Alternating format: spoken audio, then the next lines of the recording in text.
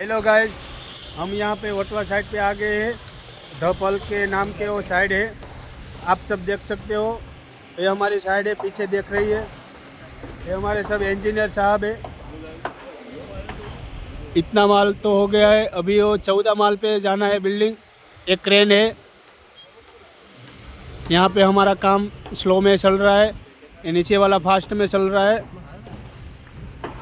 ये बॉटम का सब काम चल रहा है, आप सब देख सकते हो। ये पानी की टाकी बन रही है, अभी उसकी प्रोसेस चालू है। और यहाँ स्टील हेड है, स्टील में सब कटिंग वटिंग सब हो रहा है। और यहाँ पे हमारे सब साहब है।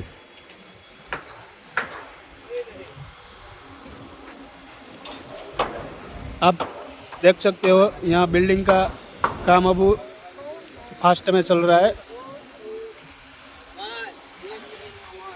Okay, thank you guys. Like करो, फॉलो करो અને સબસ્ક્રાઇબ કરવાનું ભૂલતા નહીં સાહેબ।